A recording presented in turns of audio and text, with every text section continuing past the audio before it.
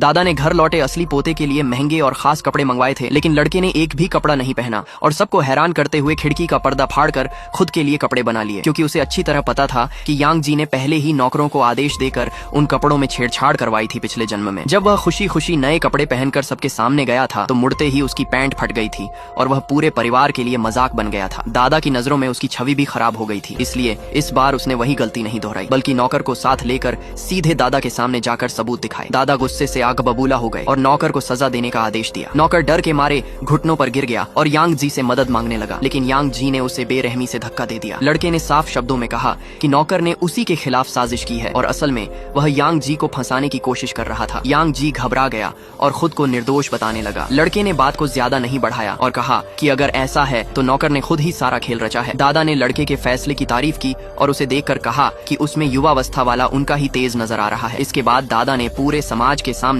लड़के को परिवार का बड़ा वारिस घोषित करने के लिए एक बड़ा समारोह रखने का फैसला किया, लेकिन यांग जी और यहाँ तक कि लड़के के असली माता पिता ने भी इसका विरोध किया। उनका कहना था कि उनके लिए एक बेटा काफी है, मगर दादा ने साफ कह दिया कि हर हाल में असली बेटे को अपनाना होगा। लेकिन लड़के ने भी साफ कह दिया कि उसे जबरदस्ती का रिश्ता नहीं चाहिए, क्योंकि पिछले जन्म में इसी परिवार ने उसे तिरस्कृत किया था और आखिरकार उसकी दर्दनाक मौत हुई थी। इस बार उसने ठान लिया था कि वह अपना हक खुद छीनेगा और हर उस इंसान को कीमत चुकवाएगा जिसने उसे नुकसान पहुंचाया था। दादा उसकी हिम्मत से खुश हुए और उसे कंपनी के शेयर देने की बात कही। साथ ही उसे यह भी कहा कि वह अपनी माँ के रूप में दादा की बेटियों में से किसी एक को चुन सकता है। यह सुनते ही असली माँ को डर लगने लगा, क्योंकि जिससे भी लड़का जुड़ता उसकी ताकत बढ़ जाती। बाकी औरतें भी लड़के को लुभाने लगी, लेकिन लड़के ने पैसों के लालच को ठुकरा दिया और सबको चौंकाते हुए सबसे उपेक्षित बड़ी आंटी को चुना, जो कभी एक जीनियस स्कॉलर थी लेकिन साजिश के चलते अपाहिज बना दी गई थी। सब लोग इसे बेवकूफी समझ रहे थे, मगर लड़का जानता था कि वही औरत पिछले जन्म में अकेली थी जिसने उसकी परवाह की थी। इस बार वह न सिर्फ उसे दोबारा खड़ा करना चाहता था, बल्कि उसके साथ मिलकर पूरे परिवार की सत्ता पलटना चाहता था। लड़के की माँ ने शर्त रखी कि अगर बड़ी आंटी एक बड़ी कंपनी के साथ डील नहीं कर पाई तो शेयर नहीं मिलेंगे। दादा ने यह शर्त मान ली। लड़के ने खुलेआम कहा कि सब देखेंगे कैसे, वह 1 महीने में यह कर दिखाएगा। उसने आंटी की जिंदगी बदल दी, शराब छुड़वाई और उसका आत्मविश्वास लौट आया। 1 महीने बाद जब वे डील के लिए गए तो माँ ने जासूसी करवाई और झूठा इल्जाम लगाया, लेकिन लड़के ने पहले से सब सोच रखा था। उसने सबूत पेश किए, कॉन्ट्रैक्ट दिखाया और बताया कि न सिर्फ प्रोजेक्ट मिला बल्कि पुराना कर्ज भी वसूल किया गया। माँ ने इसे फर्जी बताया तो लड़के ने शेयर पर शर्त लगा दी और तभी सामने से कंपनी के लोग खुद कॉन्ट्रैक्ट लेकर पहुंच गए, जिससे पूरे परिवार के सामने सच्चाई उजागर हो गई और सब सन्न रह गए।